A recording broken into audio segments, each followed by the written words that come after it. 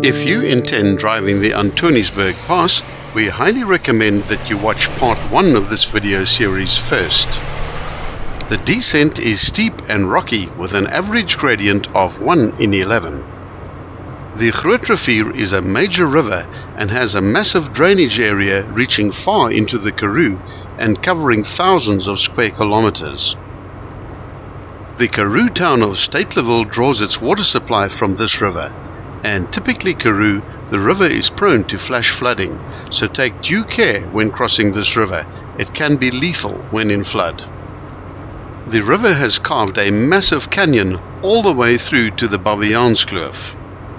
This is the same river that you cross at the Grootrivier Poort as you enter or exit the Baviaanskloof. It later forms a confluence with the Gamtoos River.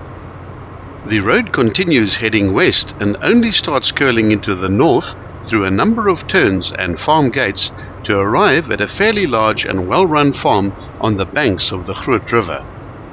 The road heads briefly to the east, then swings north and drops down to the river level for the actual crossing. Just upstream there is a weir, and the crossing of the river is usually not much of a problem if the river levels are low. However, if the river is flowing strongly, you might need to assess the situation and make a decision whether to risk the crossing or not. We are great believers in the maxim of, if you're not prepared to walk it first, then don't drive it. Once through the river crossing, the road ambles along a flat section for a few hundred meters, then crosses a tributary stream of the Groot River called the Doringrivier. The road then bears away to the right and enters a 160-degree hairpin bend, after which the road straightens out and the serious climbing begins. The gradient here varies between 1 in 3 and 1 in 6. About 3/4 way up the ascent, you can enjoy a nice reverse view of the Poort, with the farm nestled amongst the green hills and the brown ribbon of the descending road that you have just traversed. Throughout the Karoo, without question, water is the most precious commodity.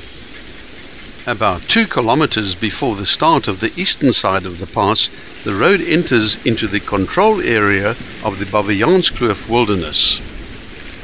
About 6 kilometers before the eastern start of the pass, you would have noticed a small green-roofed house on the right-hand side of the track.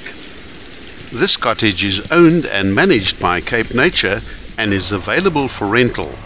You could not wish to find a more peaceful or remote spot to de-stress. The ascent continues steeply up the western side of the ravine, and after a kilometer the road edges along the right-hand side of the mountain through a steep cutting. There is a spot where the road levels off and widens. Here you can get out and look down to the right into another deep and densely wooded ravine at the rock pools and rapids far below in the Doring River.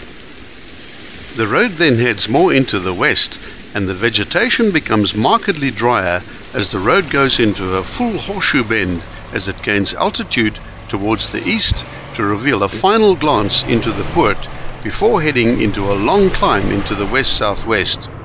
This also marks the end of the Antoniesberg Pass.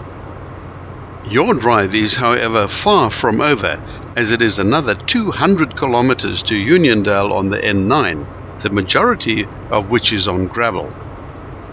After the pass, the condition of the road improves progressively the further west one goes. You have many options of how to get back into civilization, and the 3 towns of Stateleville, Willowmore and Uniondale all offer fuel, accommodation and restaurants.